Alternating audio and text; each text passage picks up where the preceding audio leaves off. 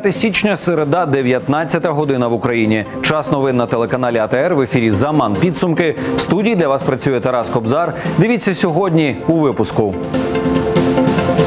Свідоме затягування процесу. Засідання у справі Виджия Кашка окупанти перенесли через госпіталізацію Асана Чапуха. Перевести під домашній арешт інших фігурантів справи судді не захотіли.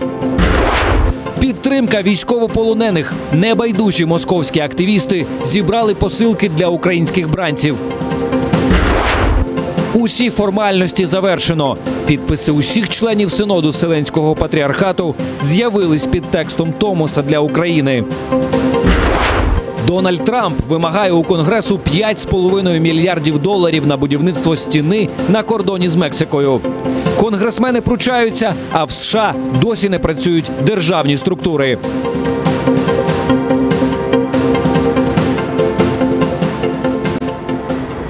Повільне вбивство кримсько-татарських активістів. Окупаційний суд Сімферополя вкотре переніс засідання у так званій справі Виджия Кашка ще на 2 тижні, на 24 січня. Окупанти свідомо завдають шкоди учасникам процесу як психологічної, так і фізичної. Цього разу причина перенесення така. До суду не доправили одного з фігурантів справи Асана Чапуха. Днями його шпиталізували з внутрішньою кровотечею. Адвокати клопотали про переведення інших фігурантів справи під домашній арешт. Чи вдалося змінити запобіжний захід та що відбувалося в окупаційному суді, дивіться далі. На годиннику 10 ранку під стінами окупаційного суду Сімферополя зібралися кримсько-татарські активісти. Тут заплановане засідання у так званій справі Виджия Кашка. Люди прийшли підтримати загратованих, хоча на справедливе рішення суддів не сподіваються. На какое-то справедливое решение суда, по сути, я не рассчитываю. Хотя нет никакой доказательной базы, что кто-то вымогал какие-то деньги, что, то есть все эти обвинения надуманные. Но так как работает сегодня правосудие в Крыму, говорит о том, что оправдательного приговора ожидать от них не приходится.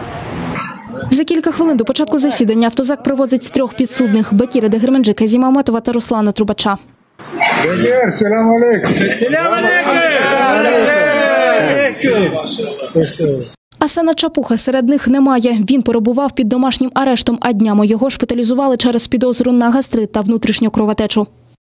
На сегодняшний день Асанага испытывает как раз-таки это прошлое, когда он находился в СИЗО. Сейчас ему тяжело, потому что до того, как его закрыли в СИЗО, он никогда не применял лекарства, он здоровым человеком был и не пытался прибегать к этим лекарствам. Окупаційні судді вирішують, без Асана Чапуха проводити судовий процес не можна. Тому вердикт такий – перенести засідання ще на 2 тижні. На клопотання адвокатів змінити Бекіру Дегерменджи, Казіму Аметову та Руслану Трубачу запобіжний захід на домашній арешт окупанти не зважають. Не беруть до уваги навіть поважний вік фігурантів, адже щоденне перебування їх за ґратами лише шкодить їхньому здоров'ю. Хотел сказать также о своем подзащитном, это Казим Ага. Его здоровье уже просто критическое. Я его вообще таким не видел. С каждым судебным заседанием он все хуже и хуже. Он говорит, что он задыхается очень сильно и еле-еле дышал, когда я его увидел. Он говорит, что ему вроде бы делают какие-то уколы, но они ему не помогают. Мы на самом деле уже привыкли к тому, что постоянно подтягивают момент до основного суда, когда будут выносить приговор. Они просто издеваются каждый раз, особенно когда они перевели моего папу и Руслана Трубача в спецблок. Плюс ко всему там еще сидит Эдем Ага Бекиров, которому в принципе такие условия содержания запрещены, потому что ужасно это не звучало, для человека это смерть на самом деле. Адвокати заявляють, що продовжать боротьбу та вимагатимуть перевести усіх учасників справи під домашній арешт. Але для цього потрібно, аби усі вони знаходилися у залі суду одночасно. На сегодняшнем заседании судья даже не стал рассматривать данные ходатайства, сославшись на то, что нету всех участников процесса. Когда эти все участники процесса будут, нам также неизвестно, а у людей каждый день на счету.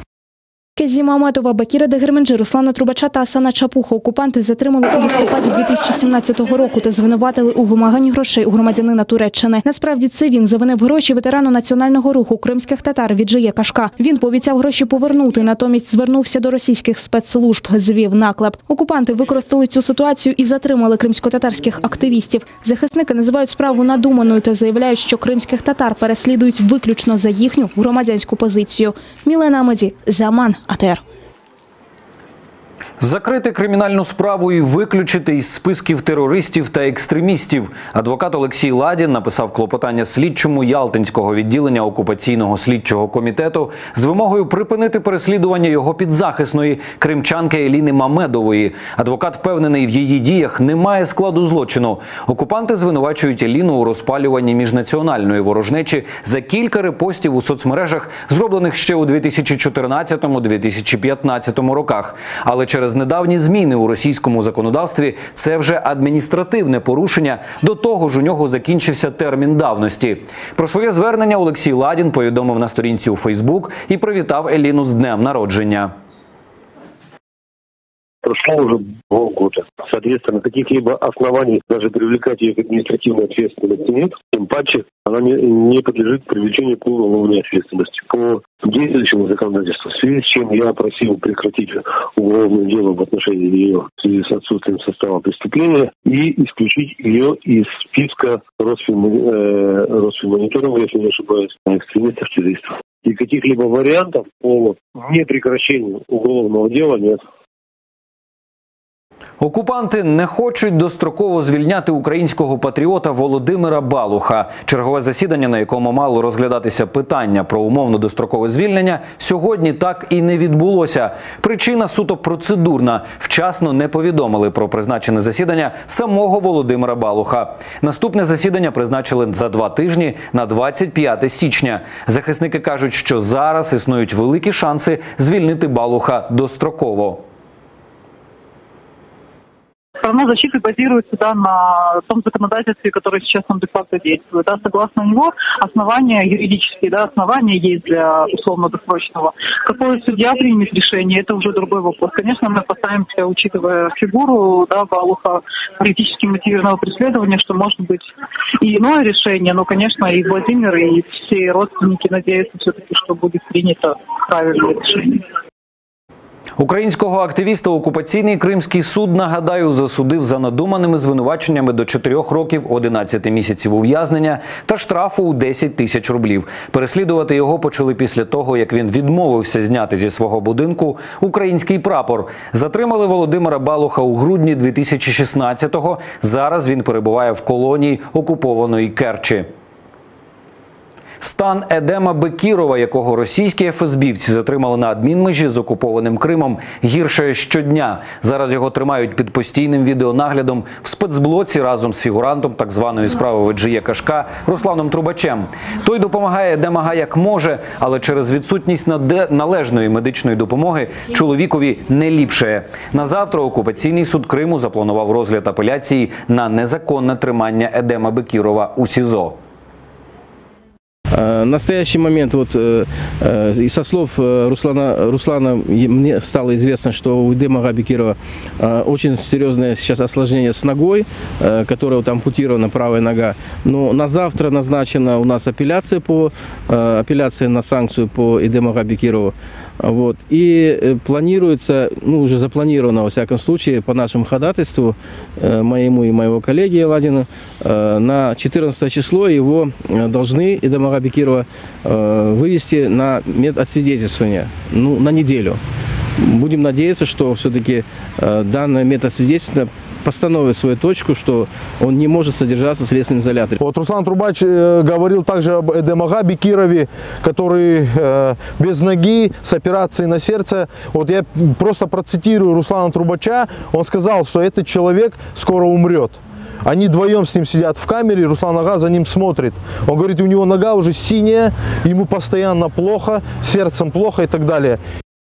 Нагадаю, мешканця Новоолексіївки Херсонської області Едема Бекірова окупанти затримали при в'їзді в Крим 12 грудня. Його звинуватили в незаконному придбанні, зберіганні і перевезенні боєприпасів і вибухівки. Абсурдність цих обвинувачень очевидна. 57-річний Едем Бекіров, інвалід першої групи, навесні минулого року чоловік відновлювався після складної операції на серці.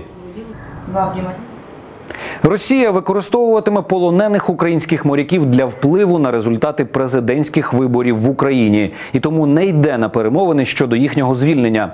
За словами міністра закордонних справ Павла Клімкіна, офіційний Київ разом з країнами ЄС і Сполученими Штатами вимагають від Кремля негайно звільнити полонених моряків і захоплені українські судна. Але там вперто називають їх злочинцями і продовжують утримувати у московському СІЗО Лефортово та Матросській Тишині, ігноруючи норми Женевської конвенції. Саме тому напередодні уряд подав позов до Європейського суду з прав людини. Там його розглянуть в терміновому порядку вже найближчим часом. Павло Клімкін впевнений, рішення ЄСПЛ буде не на користь Росії.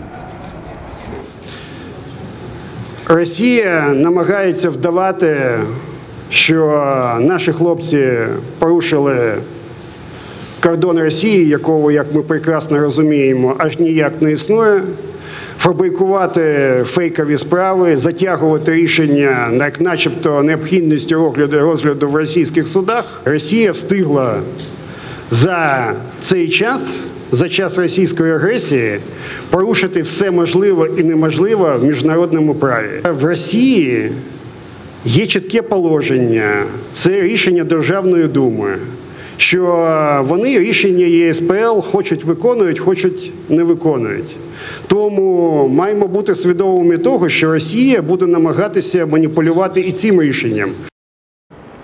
І сьогодні московські волонтери передали українським морякам 24 пакети з продуктами та речами першої необхідності. Про це на своїй сторінці у Фейсбук написала журналістка Вікторія Івлєва. Це вже друга з початку арешту посилка від московських волонтерів. 3 грудня минулого року, окрім продуктів, вони передали хлопцям листи від рідних. Нагадаю, російське ФСБ 25 листопада затримало 24 українських моряка у нейтральних водах Чорного моря. Їх звинуватили в незаконному перетині кордону та на 2 місяці запроторили за ґрати. Всі вони відмовляються давати будь-які свідчення у цій справі та вважають себе військовополоненими. Зарплата військових у цьому році зросте більш ніж на 30%. Про це звітують у Міністерстві оборони. Відчутно підвищиться розмір виплат для військових, що на спеціальностях з підвищеним рівнем ризику. Це десантно-штурмові війська, сили спеціальних операцій та морська піхота. Для бійців ООС передбачено додаткові виплати. Вони збільшились до 10 тисяч гривень на місяць для тих, хто перебуває на лінії зіткнення, а для інших бійців ООС – до 4 тисяч гривень. На збільшення виплат військовим у бюджеті на 2019 рік передбачили майже 50 мільярдів гривень. Встановлено мінімальний розмір надбавки за особливості проходження служби. Це 65%. В порівнянні це було 10% в минулому році. Від посадового окладу, окладу за військове звання та надбавки за вислугу років всім категоріям особового складу.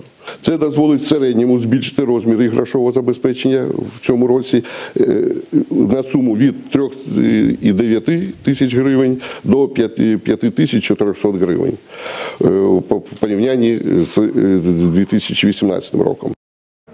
Тим часом на Сході відносне затища. Ворожі війська з початку доби відкривали вогонь один раз. Гатили окупанти з гранатометів різних систем та великокаліберних кулеметів поблизу селища Новомихайлівка на Донецькому напрямку.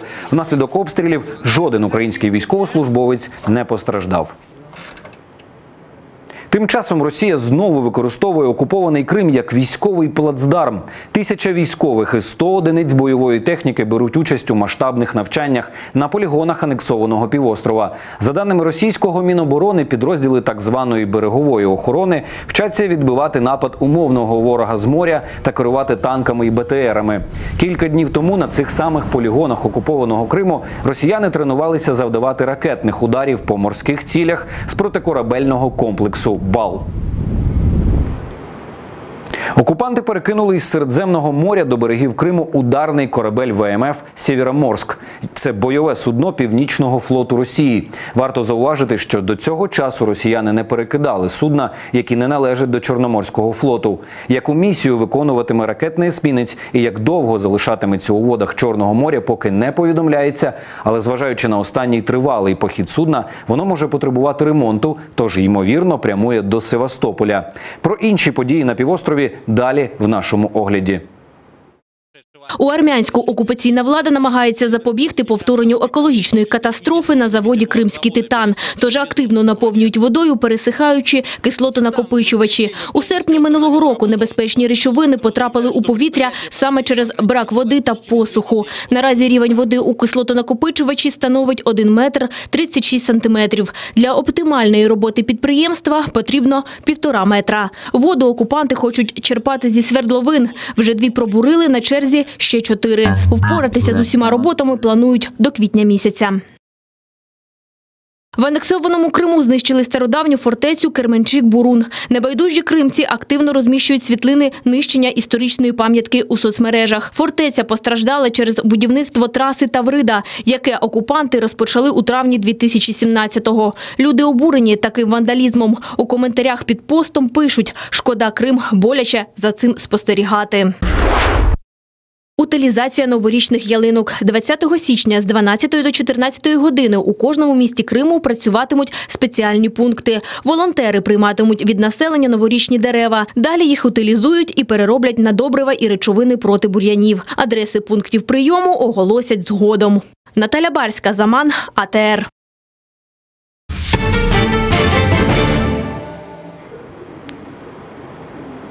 Остаточне оформлення. У Стамбулі Томос про автокефалію Православної церкви України підписали всі члени Синоду Вселенського патріархату. Про це повідомив архієпископ Чернігівський і Ніжинський Православної церкви України Євстратій Зоря. Оригінал, тобто текст, записаний у Кодексі Вселенського патріархату, зберігатиметься у Стамбулі. А ось публічна копія в Україні в трапезному храмі Софії Київської. Там її зможуть побачити усі охочі. Нагадаю, 6 січня на Різдво предстоятелю Православної церкви України митрополиту Епіфанію вручили Томос. Стіна непорозуміння. Президент США закликав Конгрес виділити 5 мільярдів і 700 мільйонів доларів на будівництво стіни на кордоні з Мексикою. Бо, каже, разом з нелегальними мігрантами в Україну потрапляють насильство і наркотики. Звернувся до конгресменів Дональд Трамп через телебачення. Його промову показали всі найбільші американські канали. Президент натякнув, якщо не порозуміється з Конгресом, може запровадити в країні надзвичайний стан і взяти необхідну суму з резерву.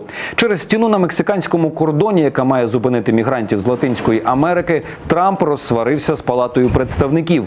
Він вимагає загалом 24 мільярди доларів на будівництво, а конгресмени певні, що звести огорожу можна й дешевше.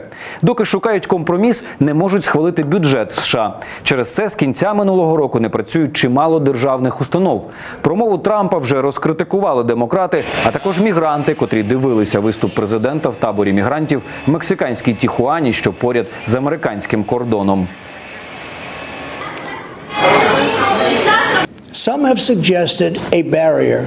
Дехто вважає, що стіна – це аморально. Тоді скажіть, чому багаті політики будують огорожі навколо своїх будинків? Вони роблять це не тому, що ненавидять людей, котрі ззовні, а тому, що люблять людей, які всередині. Аморальним є те, що політики дозволяють страждати невинним людям. День за днем у когось забирають життя ті, хто перетнув наші кордони нелегально. За останні кілька років я зустрічався з десятками родин, чиї рідні стали жертвами нелегальної міграції. Скільки ще американської крові має пролитися, щоб Конгрес зробив свою роботу? Як би це пояснити? В нашій країні, як і в інших, є гідні люди. Є хороші, а є погані. Але ми залишили нашу країну, бо хочемо жити краще. Це нелегко. Те, що сказав Трамп, може бути правдою, а може і ні. Кадрова криза в Пентагоні. Трампу вдалося знайти заміну Кевіну Суїні, котрий до 5 січня був главою апарату оборонного відомства. Тепер його місце займе Ерік Чунінг. З жовтня 2017-го він працював на посаді заступника помічника міністра оборони. А от крісло глави Пентагону досі порожнє. Після того, як наприкінці грудня у відставку подав Джеймс Меттіс, президентові так і не вдалося знайти бодай когось на його місце. Вже двоє від пропозиції Трампа відмовилися. Це сенатор-республіканець Джон Келлі та генерал Джек Кін. Меттіс звільнився через розбіжності в поглядах з Трампом. Після цього один за одним з Пентагону почали звільнятися прибічники екс-глави відомства. Про інші події у світі дивіться в нашому огляді. Шукають ще 3. Досі біля берегів турецького Самсуна не вдається віднайти тіла всіх моряків, що загинули під час аварії вантажного корабля. Загалом жертв 6. Напередодні з води дістали тіла 3 українців. Зараз шукають ще 1 українця і 2 азербайджанців. 7 моряків, котрим вдалося вижити, лишатимуться в лікарні до завтра. Всі вони українці. Вантажне судно, що йшло під панамським прапором і перевозило вугілля з російського порту Азов до Туреччини, не витримало удару хвилі і затонуло в понеділок. За журналістське розслідування поплатилася свободою. На рік і місяць суд у Стамбулі відправив за ґрати турецьку журналістку Пелін Ункер. Свого часу вона розказала про ймовірні офшорні рахунки екс-прем'єра Біналі Йилдирима. Той натомість пішов до суду і поскаржився на наклеп. Зрештою, Фаміда стала на його бік. Журналістка, окрім тюремного терміну, дістала ще й штраф – $1570. Сама Ункер вважає, що це цілеспрямований наступ на свободу слова й іншого вироку не сподівалася. Атака на дипломатів в Австралії. Пакунки з невідомим порошком отримали посольства та консульства в Канберрі та Мельбурні. Загалом такі надійшли на адреси диппредставництв 16 країн, поміж них Великобританія, США, Індія, Італія, Франція та Німеччина. Поліція шукає відправника. Усі диппредставництва оглянули спецслужби. Пакети з порошком вилучили. Що це за речовина, ще з'ясовують. Анна Макаренко, Заман, АТР. Знана родина кримсько-татарського народу. Без неї важко уявити історію національного руху кримських татар, його становлення, зростання та боротьбу за право жити на землі предків. Васфіє та Ізет Хаїрови пліч-опліч вони пережили переслідування радянської влади, обшуки, арешти, судові процеси, ув'язнення і таки домоглися повернення до Криму. Подружжя разом вже понад 52 роки, і днями Васфія Хаїрова відсвяткувала своє 80-річчя. Учасниця національного руху кримсько-татарського народу, сестра борця за свободу кримсько-татарського народу Мустафи Джемілєва Васфіє Апте. Крим завжди для неї був особливий. Пам'ятала його ще до депортації у 6-річному віці. Спогади навіювали і близькі. У нас недалеко від нас жила Алла наша і МДВВ. Особенно Аллам приходили с мужем. Он кладезь был всех сказок, рассказов. И мы его с удовольствием слушали вечером до позднего вечера. У депортації, як одна із старших у сім'ї Джемілєвих, Васфіє прагнула побільше допомагати батькам. Для цього ще у юному віці пішла працювати. По окончании 8 класса школы в Янгиюле Васфия поступила в Ташкентский политехникум на вечернее отделение. Днем работала на швейной фабрике. Вскоре она включилась в национальное движение. До національного руху Васфіє Апте приєдналась у 20-річному віці. Тоді ж познайомилась із майбутнім чоловіком – Ізетом Хаїровим. Общность взглядов, стремлений и патриотизм объединили их на всю жизнь. Далі була боротьба, обшуки, перший арешт чоловіка Ізета Хаїрова в 68-му, допити, судові процеси, ув'язнення. Їх називали державними злочинцями за активну боротьбу в національному русі. Я говорю, нет, это не семья наших государственных преступников. Это государство нас сделало преступниками, и мы теперь вот боремся за свою справедливость. Роки її життя пройшли в роз'їздах між судовими процесами над чоловіком та братом Мустафою Джемілєвим. Вона пережила 17 обшуків, підтримувала зв'язки з дисидентами Петром Григоренком та академіком Сахаровим. Васфія багато що бачила у житті і багато перенесла. Постійні переслідування, тюремні ув'язнення рідних. Її чоловіка багато судили. Вони чи на весь СРСР об'їздили. Були в Москві, Омську, інших містах. І вони не тільки брали участь у національному русі, але й встигали виховувати і ростити і своїх дітей, і своїх братів, і сестер. Мрія Васфії Апте здійснилась. Її народ і родина таки повернулись на землю предків, сподіваючись на вільне, щасливе життя до останнього подиху. Анексія та окупація все зруйнували. Та попри це, її віра все рівно не згасає. Коли ми в Узбекистані приймали участь у національному русі, мало сподівались, що коли-небудь повернемось до Криму. А тепер ми тут, у Криму, святкуємо дні народження та інші події. Дуже сподіваюся, що вже з Нового року ми свої свята відзначатимемо у вільному Криму. Дуже-дуже вірю, що Крим буде вільним і буде нашим.